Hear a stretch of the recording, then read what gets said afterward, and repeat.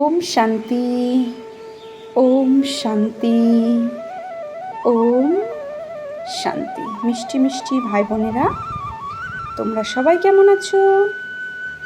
সবাই নিশ্চয়ই ভালো আছো। আমরা সবাই ঈশ্বরের সন্তান তথা ঈশ্বরীয় স্টুডেন্ট, যারা রেগুলার শ্রীমদ্ ভগবদ্ গীতার শিক্ষাকে নিজের জীবনে ধারণ করি। তো প্রথমে জানতে হবে তার ভাবকে, তাই না? তো আগের অধ্যায়ে আমরা কর্মসন্ন্যাস যোগ অর্থাৎ পঞ্চম অধ্যায়ের 3টে শ্লোক জেনেছিলাম, যেখানে আত্মাকে মনন করার বিধি ভগবান শিখিয়েছেন। কীভাবে আত্মাকে মনন করব আত্মাতে, তো ইচ্ছা ভয় ক্রোধকে কিভাবে ত্যাগ করব, আর মন বুদ্ধিকে সংযত করব, আর বাহ্যিক বিষয়ের সমস্ত কিছুর থেকে মনকে সরিয়ে দুই ভ্রুয়ের মাঝে আত্মাকে স্থাপন করব, আত্মাতেই বুদ্ধিকে স্থাপন করব, করে আমার ঊর্ধ্বর অধোগতিকে সমান করব। তো এইভাবে আমরা আত্মমননশীল করতে করতে সর্বদাই সমস্ত বন্ধন থেকে মুক্ত হয়ে যাব।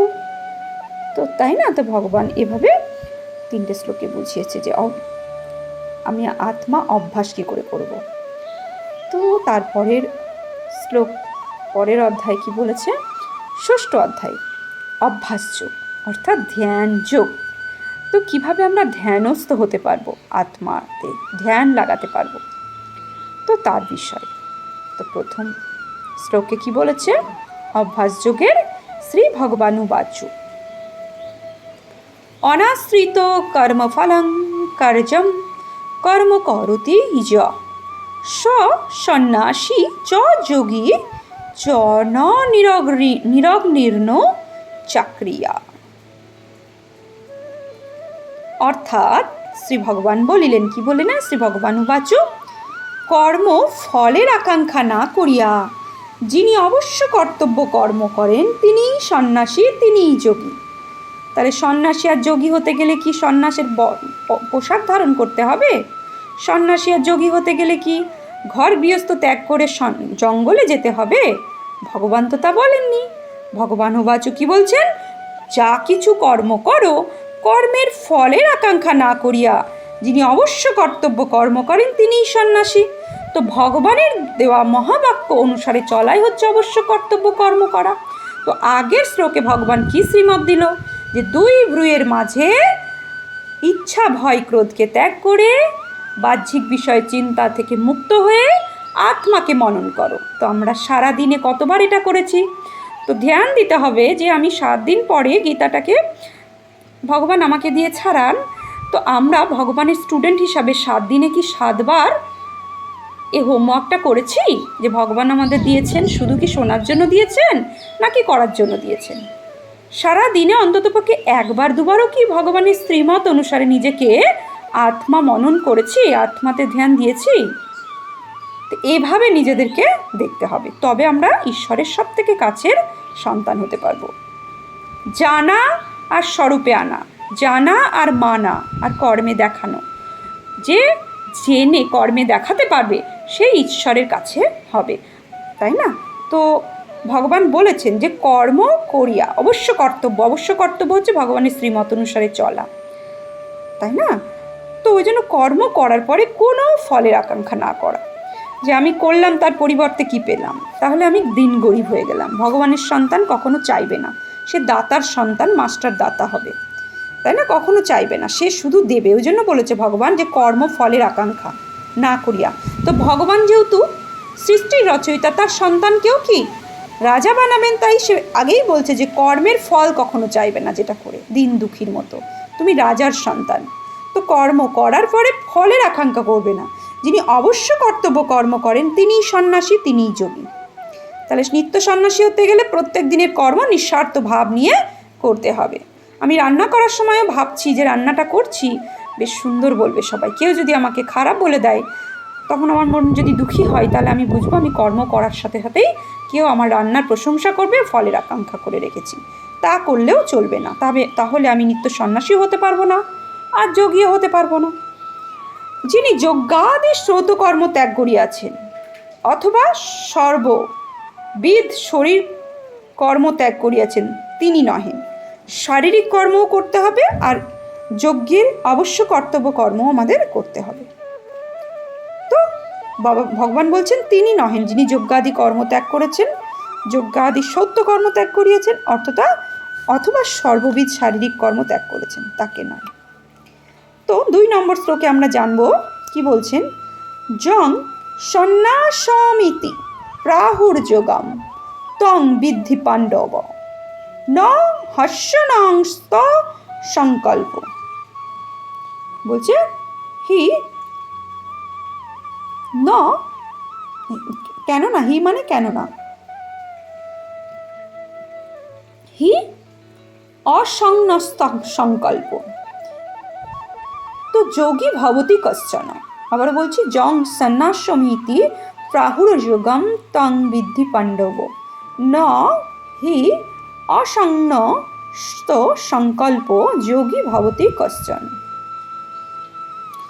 হে পাণ্ডব, যাহাকে সন্ন্যাস বলে তাহাই যোগ বলিয়া জানিও। যে সন্ন্যাস অর্থাৎ যে অবশ্য কর্তব্য করবে আর বাদবাকি কর্ম ত্যাগ করবে, কর্ম করে কর্মের ফলের আকাঙ্ক্ষা করবে না, তাকেই সন্ন্যাসী বলে, আর তাহাই যোগ বলিয়া জানিও। কেননা সংকল্প ত্যাগ না করিলা কেউই যোগী হতে পারে না। অর্থাৎ কোন সংকল্প ত্যাগ করতে হবে? বিকর্মের যুক্ত সংকল্প, দুঃখদায়ী সংকল্প, বিকারী সংকল্পকে ত্যাগ করে যে ঈশ্বরীয় দেওয়া সংকল্প নিজের মন, ঈশ্বরের মত অনুসার নিজের মনকেও চালায়, তাকেই বলা হয় যোগী। তো ওই জন্য সংকল্প ত্যাগ না করিয়া। তো নিঃসংকল্প বর্তমানে কেউ হতে পারে না, চিন্তাহীন বর্তমানে কেউ হতে পারে না। তাহলে কোন সংকল্প? শুদ্ধ সংকল্প চালাতে হবে। শুদ্ধ সংকল্প কে? ভগবানই একমাত্র শুদ্ধ সংকল্প কথা বলেন, সে অনুসারে মনকে সেই শুদ্ধ সংকল্পের বীজ রোপণ করতে হবে, তবেই সে যোগী হতে পারবে। তারপরে কি বলছেন, আরুরক্ষর মুনর্যোগাং। ভগবান বলছেন আরুরক্ষ যোগাং মুনে কর্ম কারণ উচ্চতে যোগারুরস্য তৎসৈব সম কারণম উচ্চতে। অর্থাৎ যোগে আরোহণ হেচ্ছু, বলছে যোগে আরোহণ ইচ্ছু মুনির পক্ষে নিষ্কাম কর্মযোগী সিদ্ধির কারণ। যে যোগে আরোহণ ইচ্ছা আছে, যে যোগে আরোহণ ইচ্ছু অর্থাৎ যার যোগে আরোহণ করার ইচ্ছা, সেই মুনির পক্ষেই নিষ্কাম মানে কোনো কামনা না রেখে কর্ম যোগে সে সিদ্ধি কারণ, মানে সিদ্ধিপ্রাপ্ত করতে পারে। যোগারূঢ় হইলে চিত্তের সমতায় ব্রহ্মস্থিতিতে নিশ্চল থাকিবার কারণ। যোগারূঢ় হইলে চিত্তের সমতায় অর্থাৎ আমার হৃদয়ে সমতা, যোগারূঢ় যোগে যে আরূঢ় হয় তার চিত্ততে সমতা স্থির, ব্রহ্মতেই তার চিত্ত স্থির থাকবে। নিশ্চল থাকিবার কারণ তার যোগারূঢ় হওয়া, তাই না? ব্রহ্মতে স্থিত, আমি পরম ব্রহ্মতে মনকে স্থির আর নিশ্চল চিত্ত সমতা থাকবে আমার। তারপরে বলছে 4র্থতম শ্লোক,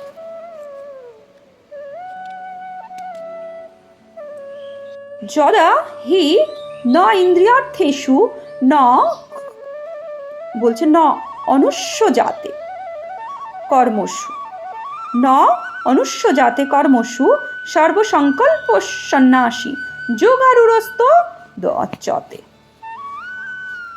যোগারূঢ় উচ্চতে অর্থাৎ যখন সাধক সর্বসংকল্প ত্যাগ করার রূপ রসাদি ইন্দ্রিয় ভোগ্য বিষয় এবং কর্মে আসক্ত হন না, তখনই তিনি যোগারূঢ় বলিয়া উক্ত। তাহলে ভগবান যোগারূঢ়ের পরিভাষা শেখাচ্ছেন। যোগারূঢ় কাকে বলা হয়?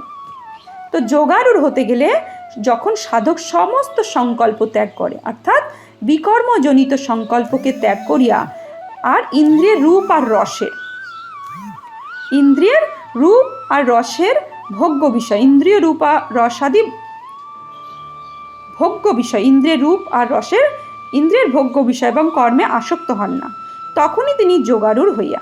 যে কোনো কর্মের আসক্ত হয় না, অর্থাৎ আমার এই কর্ম ভালো লাগে না, ওই কর্ম ভালো লাগে, আমার রান্না করতে ভালো লাগে না, আমার সবজি বানাতে ভালো লাগে, তো এরকম কর্মের ভেদাভেদ করে যে আসক্তি হয় সে কখনো যোগী হতে পারে না, যে কোনো কর্মই তার কাছে অ্যাডিক্টেড হবে না, যে এটা ভালো ওটা খারাপ নয়, সব কর্মতে সমানতা থাকবে। তো এভাবে যে কর্ম করে তখনই সে যোগারূঢ় বলিয়া উক্ত হন। পঞ্চমতম শ্লোকে বলছে, উদ্ধারে আত্মানাত্মানং নাত্মানবশ্য দেবায়া। কি বলছেন? আচ্ছা, কি বলছে পঞ্চমতম শ্লোকে? উদ্ধারে তাত্মানং, অর্থাৎ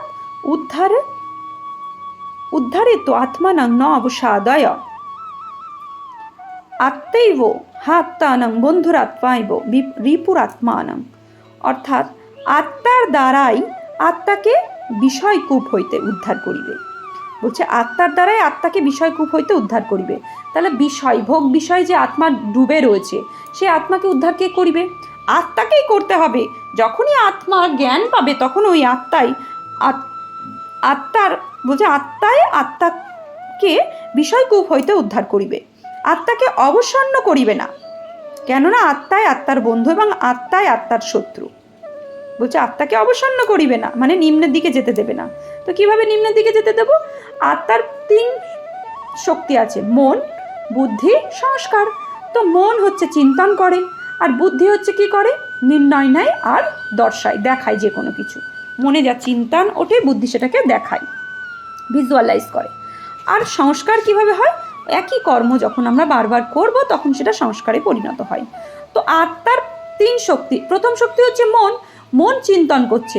তো মন যদি কোনো ব্যক্তির প্রতি খারাপ চিন্তন করে, তাহলে আত্মার কি হলো? শত্রু হয়ে গেল। ওই চিন্তনে আমি দুঃখী হয়ে গেলাম যে ও ব্যক্তি আমাকে এরকম কি করে বলতে পারলো, ওই ব্যক্তি আমার সাথে খারাপ ব্যবহার করতে পারলো কেন, ওই ব্যক্তি আমাকে কটু কথা কেন বললো। তাহলে মন এমন চিন্তন করছে কোনো ব্যক্তির প্রতি, তখন ওই মন আত্মার যে অংশ, ও আত্মা দুঃখী হয়ে পড়ছে। তাহলে সামনের ব্যক্তি সে যেরকম, সে তার মতো করে সেরকমই ব্যবহার করেছে, আমার চাওয়ার মতো করে সে ব্যবহার করেনি বলে আত্মা চিন্তন করতে শুরু করলো ওই ব্যক্তির সম্পর্কে, যে কি করে আমাকে দুঃখ দিতে পারলো। তাহলে তার ভিতরে কি আছে, তাই না?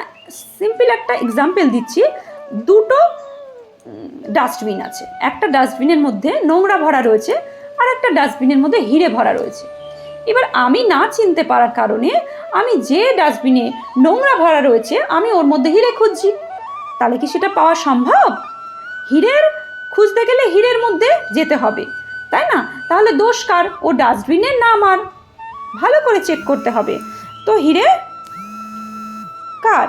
ও ডাস্টবিনের না আমার? তাহলে আমি চিনতে পারিনি বলে আমি হিরের ডাস্টবিনের মধ্যে খুঁজছি। অর্থাৎ যে ব্যক্তি যেমন সে সেরকমই স্বভাব চরিত্র, সে সেরকমই আচরণ করবে।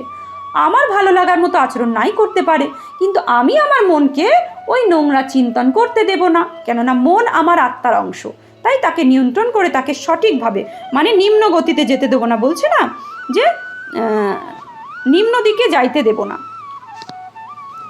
অর্থাৎ অবসায়তে, মানে আত্মানাং না অবসায়তে, অর্থাৎ অবসন্ন করিব না, অবনত করিব না।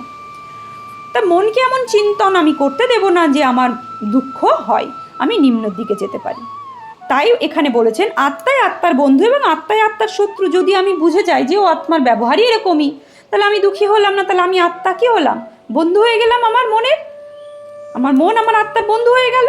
তো মনকে আমি এভাবে চিন্তন দিচ্ছি, ভালো ভালো আহার দিচ্ছি, চিন্তনরূপী আহার, বিশুদ্ধ আহার, যেটা ভগবান আমাদের যোগান দিচ্ছেন রোজ শ্রীমতের আধারে।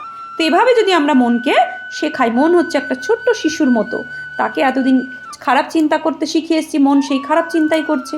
ওই ব্যক্তি খারাপ করলে তার সম্পর্কে চিন্তা করে যাচ্ছ, কেন বললো, কিসের জন্য বললো, কী কারণে বললো, তো মন দুঃখী হয়ে যাচ্ছে, আমি আত্মাও দুঃখী হয়ে যাচ্ছি, আত্মার ওপর দুঃখের লেয়ার পড়ে যাচ্ছে। তাহলে সেইভাবে সে চলবে। তাই মন হচ্ছে শিশুর মতো, তাকে বোঝাতে হবে যে তখনই ও মনই হচ্ছে আত্মাই আত্মার বন্ধু হয়ে যাবে, আর নইলে আত্মা কিন্তু আত্মার শত্রু হয়ে যাবে। তো এভাবে নিজেকে চেকিং আর চেঞ্জ করে সর্বসুখের অনুভব করতে হবে। তো 6তম শ্লোকে বলছে বন্ধুর আত্মানস্তস্য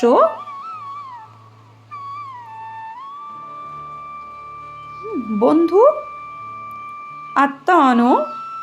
আত্মতস্য যেন আত্মায়ন আত্মানা জিত অনাত্মান্তস্তু নস্তু শত্রুত্বে বর্তে তাত্তৈব শত্রুবত। 6 নম্বর শ্লোকে যে আত্মা দ্বারা আত্মা বশীভূত হইয়াছে, সেই আত্মাই আত্মার বন্ধু। তাহলে আমি আমার আত্মার দ্বারাই আত্মাকে বশীভূত করব, ঈশ্বরীয় জ্ঞান আর শক্তির বশে রেখে দেবো। কোনো 5 বিকারের বশীভূত করব না, কাম, ক্রোধ, লোভ, মোহ, অহংকারের বশীভূত নয়।